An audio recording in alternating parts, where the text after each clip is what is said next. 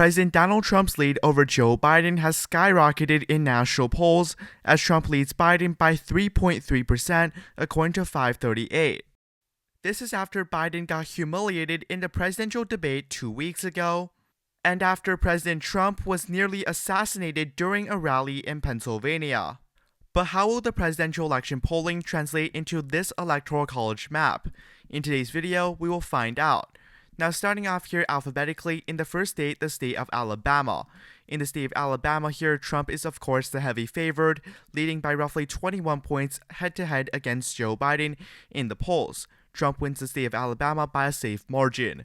Now going to the state of Alaska. Alaska polling has historically not been the most accurate, but right now Trump leads on aggregate by about 12%, which is sufficient narrowly by a safe margin. Now going to the state of Arizona. Arizona was the state that Joe Biden flipped as the first Democrat to win the state in the 21st century.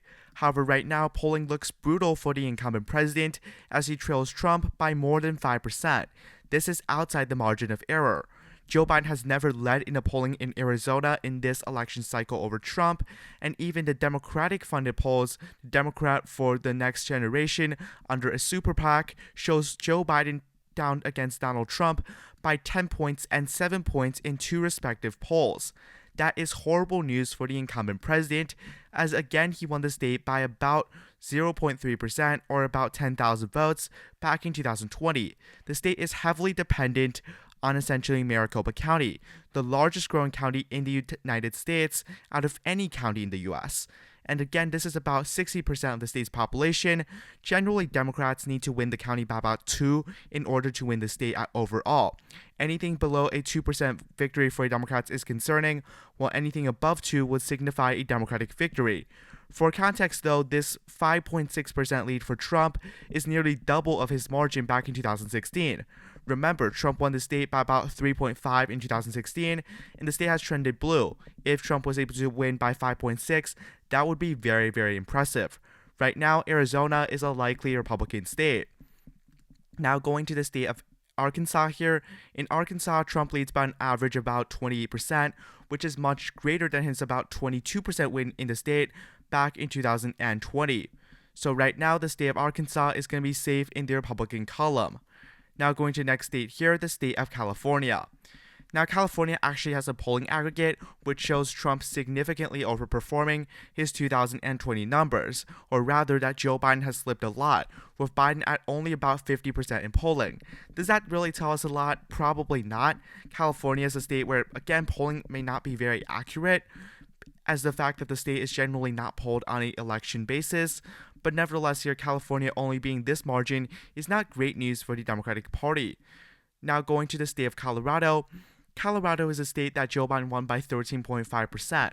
However, none of the polls in this cycle show this impressive of a victory for the incumbent president, as even the best polls only show about a 10% victory here for Joe Biden. Nevertheless here, a 10-point victory is a 10-point victory, and I'm sure Biden's going to take about a 7 to 8% lead in polling aggregate because of the fact that he is doing so poorly in some of the other states. Going to the state of Connecticut here. In the state of Connecticut, if you look at the polling aggregate between Joe Biden and Donald Trump, it's exactly D plus 12, which is sufficient for a safe margin. But that's not what the Democrats want when they won the state by about 20 points back in the 2020 election. Again, that is an underperformance by Biden. You can't really read much into any individual state where Joe Biden's underperforming, but when he's underperforming in California, Arizona, Colorado, and Connecticut, that is a very telling sign. Going to the next state here, the state of Delaware. We don't have really a lot of polling here, so I'm going to give the state of Delaware safe D just because it voted for Biden by nearly 20 in 2020. So going to DC, we don't have polling there, but we're going to give it to Joe Biden by a safe margin. I think that's pretty safe to say. Now going to the state of Florida. There's a political saying called Florida, Florida, Florida. Florida is always competitive on any statewide election generally. However, Trump won the state by 3.3%, defying expectations, as FiveThirtyEight had Joe Biden up in the polling aggregate by 2.5% on election day. Trump did extremely well with the Hispanic vote, especially in Miami-Dade County, the largest county in the state by far, which trended 22 points in favor of Donald Trump. We also saw many of the more rural areas here trend towards the Republican Party, with the only areas that trended blue being some of the suburban areas, but those areas had quite a minimal impact on the state. In 2022, Republicans had remarkable performances in Florida. Republican incumbent Senator Marco Rubio won against Democrat Val Demings by 17 points, while Republican Governor Ron DeSantis defeated former Governor Charlie Crist by 20 points. So Republicans had really impressive performances in Florida in 2020 and 2022. Going to this election, Trump now has a 8.6% lead over Joe Biden, which is sufficient for a likely margin. Again, another expected overperformance for Donald Trump. Now going to the state of Georgia. Georgia was a state that went for Biden by the narrowest in a percentage-wise margin compared to any other state in the United States.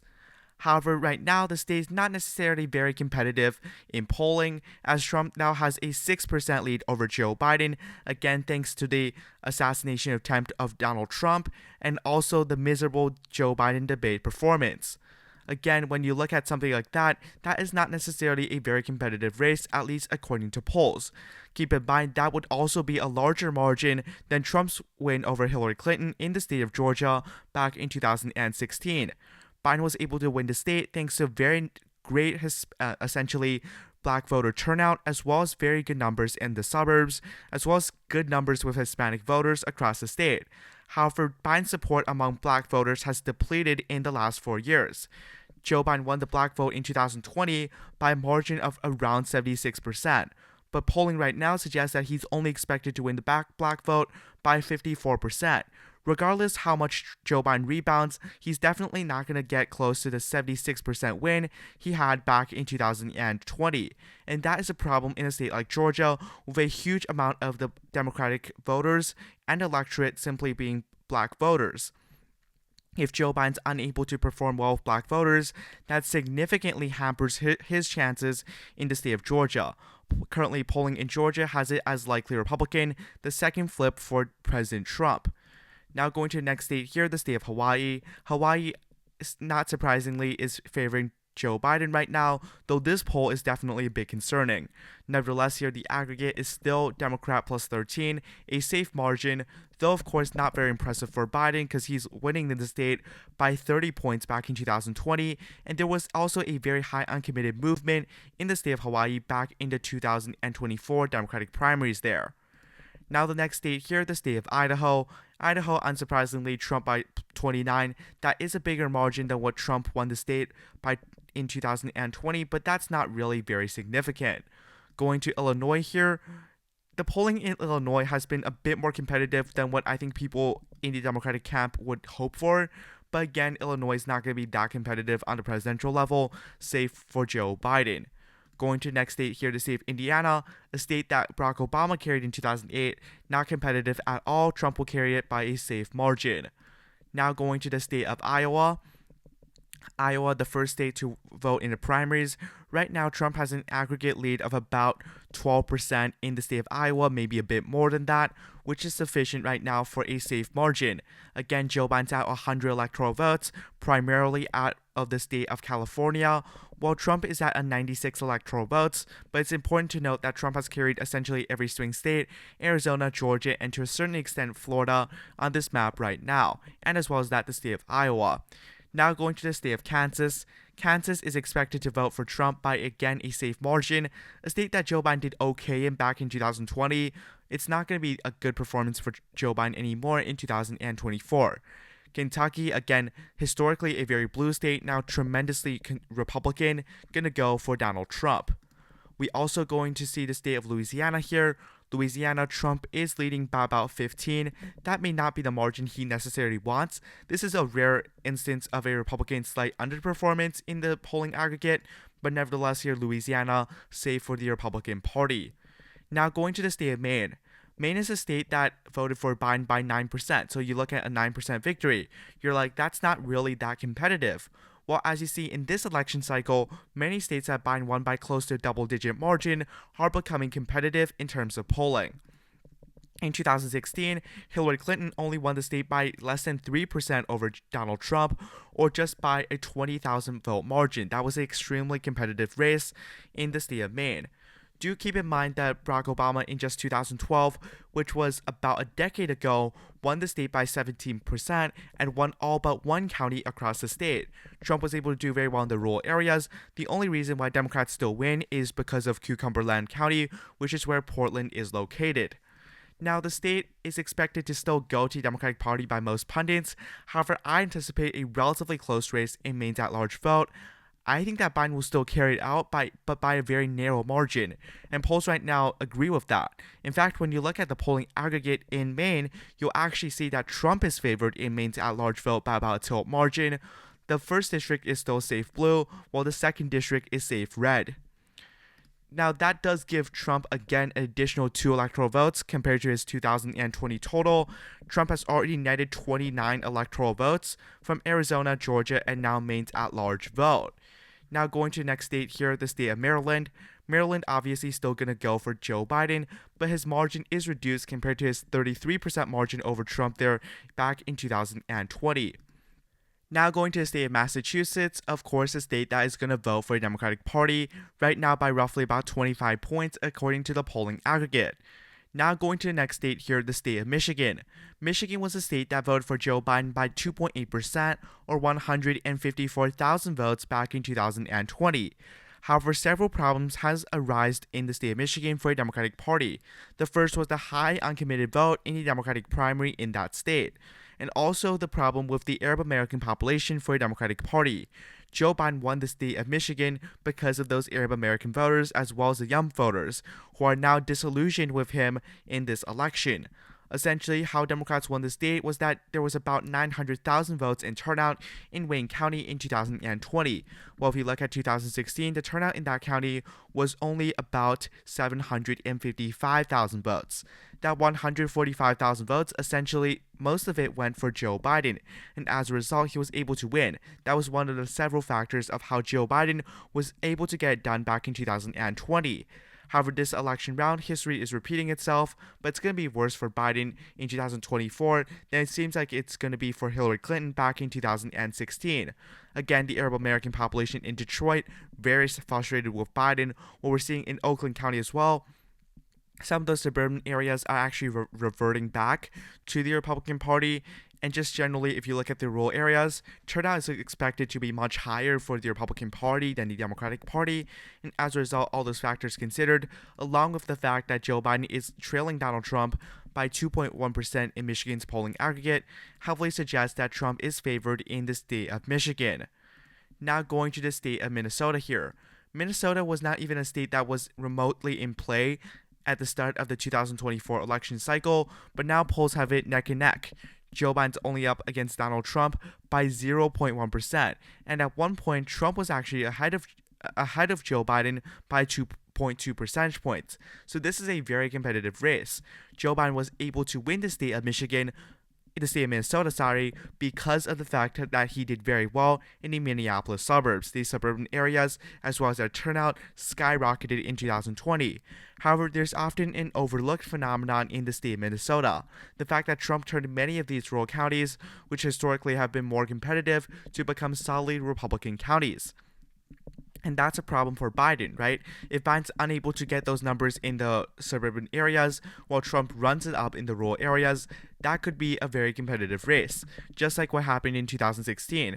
Hillary Clinton lost the rural areas by sizable margins and did not do as well in some of the suburban areas. For example, she lost Anoka County by 10, Biden lost it by like 0.1% or something like that, or 2%. Anyways, these are the areas where Joe Biden really overran Hillary Clinton, but if he comes back and he ends up having a similar margin as Hillary Clinton did in some of those counties, the state of Minnesota would be really in play for the Democratic Party. And right now, according to a polling aggregate, 0.1% lead for Joe Biden in Minnesota. That is a tilt margin, but again, this is razor thin right now. Now going to the state of Mississippi here. Mississippi, again, Trump is heavily favored in Mississippi, 18% margin in the one poll that was taken, safe for Donald Trump. Trump is now over the 135 mark, or the halfway mark to obtaining the presidency on this electoral college map. Now going to the state of Missouri here. Missouri, of course, Trump is heavily favored in Missouri. Nothing surprising there. Missouri safe for the Republican Party. Now going to the next state here, the state of Montana. Montana's a state, again, safely in the Republican column. That is not very surprising. Generally, however, the pattern we have seen in some of these conservative states, as well as some of the liberal states, is that Joe Biden's doing a couple points worse than what he was in 2020, and Donald Trump's doing a couple of points better. Although a couple of points in some of these relatively non-competitive races may not indicate that much, the fact that these things accumulate. Essentially, if Biden's doing a couple points worse in every single region, that is a problem for Joe Biden. Now going to the next state here, the state of Nebraska. Nebraska is only competitive because there's essentially one competitive district in the state. What we're seeing in that second congressional district is kind of a mixed bag, right? Nebraska second, polled by Dan Osborne, an independent party candidate for office, essentially a Democrat who is running as an independent. And when we look at that, that was a poll that suggested Trump was up by 3 points in Nebraska second, while another poll conducted by Iron Light, which is essentially a Republican-sponsored poll, showed Joe Biden up by 5. So this is very interesting in terms of Nebraska second. If you look at the polling aggregate in general, though, and in fact that considering issues like recency and things like that, Joe Biden does end up with a tilt margin of victory in Nebraska's second district, but the other areas are solidly in the Republican column. Now going to the state of Nevada. Nevada was a state that Joe Biden won in 2020 by a margin of 2.4%. That was the identical margin as Hillary Clinton won the state by back in 2016 as well. The problem for Joe Biden is that he did not overrun Hillary Clinton's number and actually did worse in Las Vegas, which is essentially Clark County, right? This is about 75% of the state's population. Joe Biden did worse in this county, and that was a problem for the Democratic Party. Now, Biden was able to compensate for that in Washoe County, the second largest county in the state, but essentially Biden has lost a lot of his Hispanic appeal since his 2020 election. Polls show that Joe Biden has dropped by about 10 points on Hispanic voters over Donald Trump. And again, Hispanic voters are the core base for Democrats in the state of Nevada. Nevada, aside from Las Vegas as well as Washoe counties, they're very rural. A lot of the state is very similar to states like Idaho and Utah in terms of the rural areas. It's just that they have an urban area, Clark County, as well as a mostly urban area of Washoe County. And essentially, if Democrats aren't able to run it up in Clark with high turnout and high numbers, that's going to be a big problem for the Democratic Party. In 2022, Democrats nearly lost the Senate race in Nevada because of this reason. Catherine Cortez Masto only won Clark County by 7. It looks like that in 2020, things are going to look much worse for the Democratic Party. In the state of Nevada, Joe Biden has some really much atrocious numbers in Nevada. He is, again, as of many competitive states, outside the margin of error. Again, this was a state that Hillary Clinton won by 2.4%.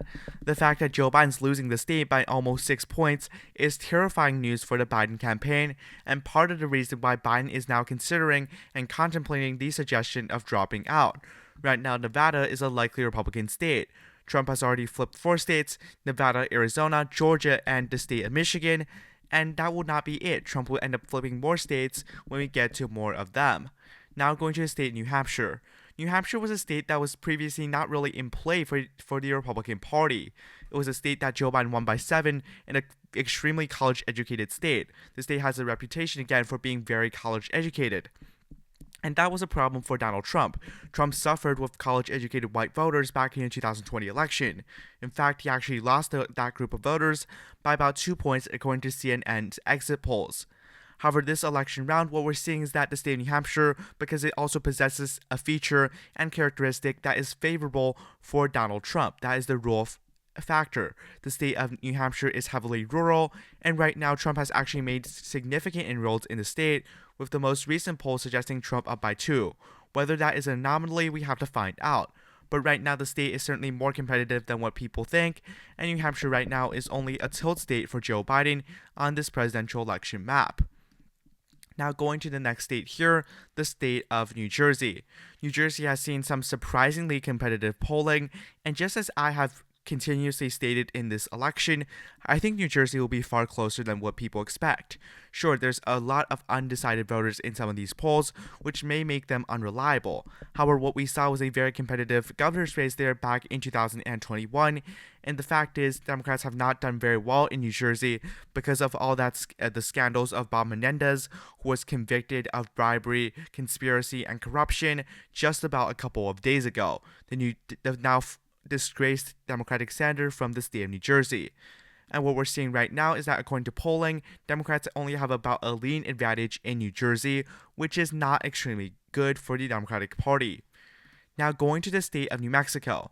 New Mexico right now still shows a Biden lead, but it is not looking too good for Biden yet again.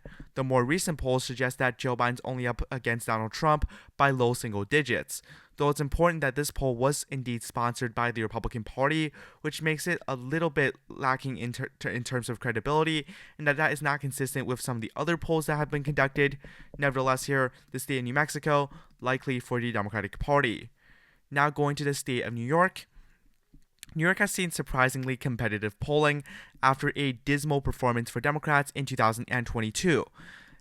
Chuck Schumer, who is an electoral juggernaut, someone who is consistently able to win elections by 30 points, if not more, in the state of New York, only won against Republican Joe Biden by less than 15%. That was not impressive considering Biden won the state by 23 points, and the Democratic governor of the state, Kathy Hochul, only won the election by 6. Essentially, even Chuck Schumer, electoral juggernaut, lost counties like Suffolk by 12%. That is unprecedented for a Democrat in New York, especially someone who was as popular as Chuck Schumer. And essentially right now, Biden's only up by 9. He's only up single digits in many of the recent polls, and that's not great. Sure, Joe Biden could end up improving his margin, but again, these numbers are horrific for a Democratic Party, considering the fact that Biden's essentially underperforming his polls in 2020 by about 14% in the Empire State. Now going to the next state here, the state of North Carolina. North Carolina is a state where Democrats are funding a lot of money and resources too. Joe Biden has made a pledge, essentially, to win the state of North Carolina. However, as of right now, according to polling, that wish is essentially not going to be granted in November if he chooses to stay in the race. Trump is leading Biden by about 7 in North Carolina. For context, that is about 5 times the margin of what Donald Trump defeated Joe Biden in the state of North Carolina by back in 2020, and more than double of Donald Trump's margin of victory in North Carolina in 2016. Again, these are dismal numbers for Biden, probably because of the fact that, again, he has lost support, number one, among black voters, right? Especially black voters in Mecklenburg County, as well as Wake County. These are heavily, again, black concentrated voters. These are areas where Democrats need heavily numbers, and I don't think they're going to get that type of turnout that they need in order to win the state. And secondly, Democrats have probably regressed a lot in some of the rural areas across the states, not just in North Carolina, but in other states as well, but in particularly in North Carolina. The 1st District of North Carolina, which is essentially these, you see light blue counties up here, these are traditionally more black populated, but more rural areas across the state. These are traditionally very Democratic areas, which has since shifted away from the Democratic Party. Additionally, some of these rural areas, which are largely populated by white voters, have also been a concern for Democrats in North Carolina. The reason Biden lost in the state of North Carolina in 2020 is because of his lackluster performance among the rural areas. And this time round, he's expected to lose the state by a lot more, also thanks to that problem. And right now, North Carolina's 7-point advantage for Trump places it in the safe likely Republican column. Now going to the state of North Dakota, obviously that is a safe state for Donald Trump. Now going to the next state here, the state of Ohio. Now Ohio shows about a 9.3% win for Donald Trump. That's not very surprising. Trump is able to do very well with a lot of working class voters, a lot of voters in around the Steel Belt, as well as some of the voters here around the Steel voters, right? These are areas actually that some Democrats traditionally win. The voters down here in this part of the state that has now become traditionally very, very conservative. And Trump may also carry the Republicans' Bernie Moreno to a victory in the Senate elections, but that is a separate topic.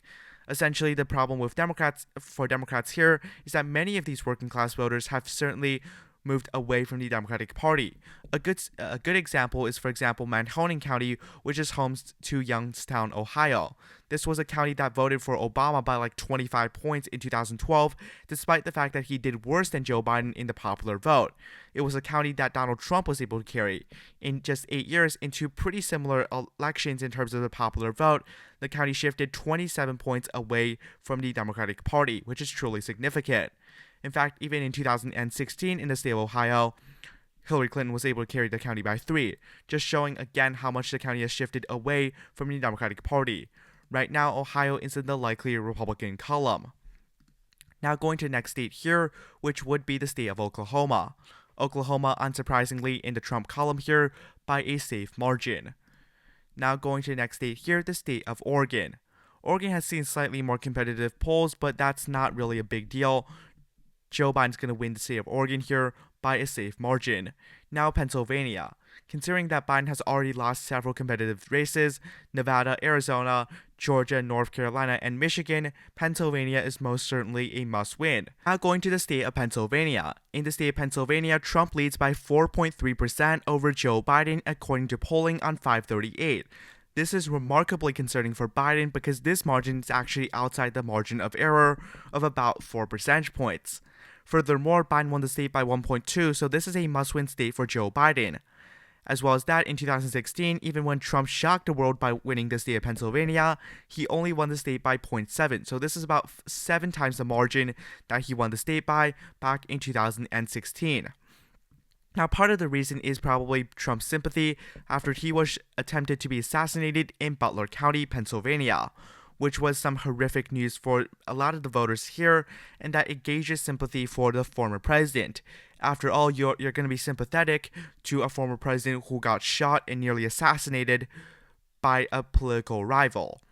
And furthermore, Joe Biden really doesn't have the argument of the Scranton Joe argument that he was born in Lackawanna County, because essentially after you're elevated to the presidency, your relationship with your birth state would become increasingly distant and not as intimate.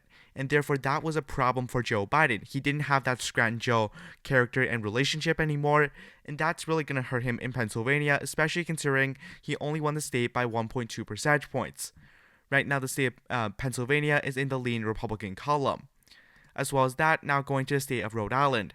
In Rhode Island right now, Joe Biden is ahead of Donald Trump by about 15 points, sufficient for a safe margin. Now going to the next state, the state of South Carolina. South Carolina, again, Trump is leading a bit more than what he won by the state back in 2020, but nevertheless here a safe margin for Donald Trump over Joe Biden.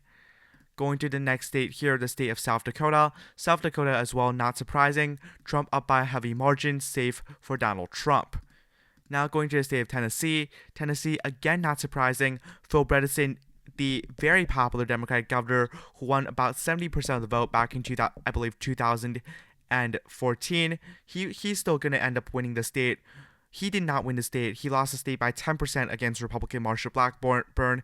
Of course, Tennessee is going to go to the Republican column, and Joe Biden's not even cracking 200 Electoral College votes, and Donald Trump is at 251 already. Now the next state here, the state of Texas.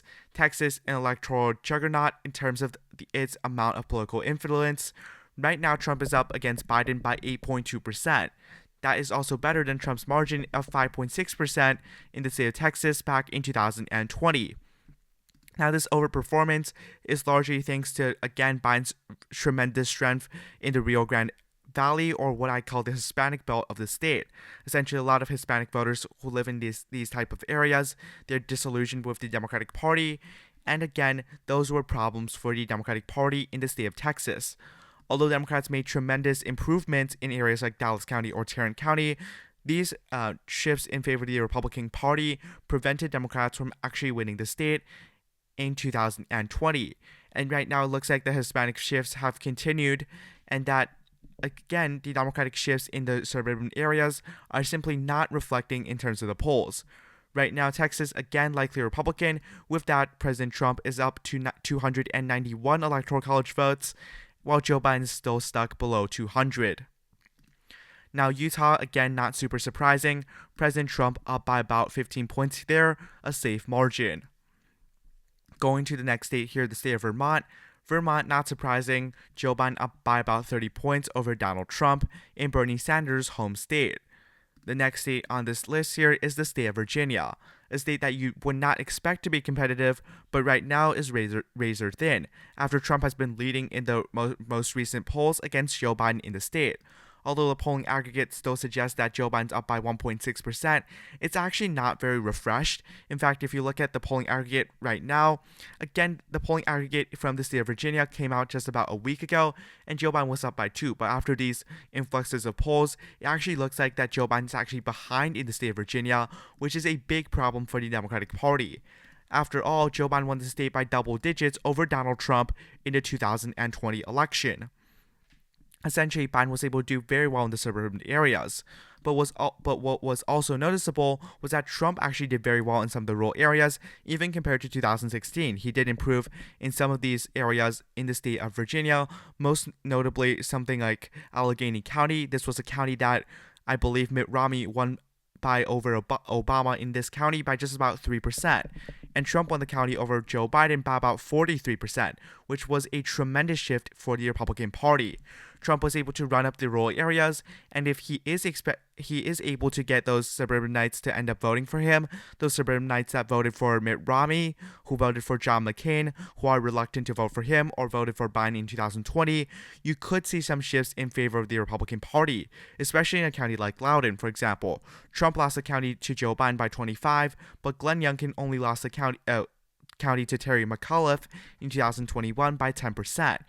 Again, if Trump is able to get those numbers, he could very well win the state of Virginia or make it competitive. Right now, Virginia is actually the tilt Republican characterization, which would suggest an absolute blowout for Donald Trump. Now going to the next state here, Washington. Washington, unsurprisingly, gonna go for Joe Biden.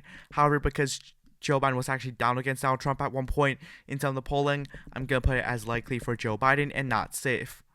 Now finally, 3 states remain on this list. West Virginia used to be one of the bluest states in the United States. Now it's one of the reddest states in the United States, safe for Donald Trump on this map. Now going to the next state here, the state of Wisconsin, another state that Joe Biden's not doing very well in terms of polling, as President Trump is up by 2.5% over Biden.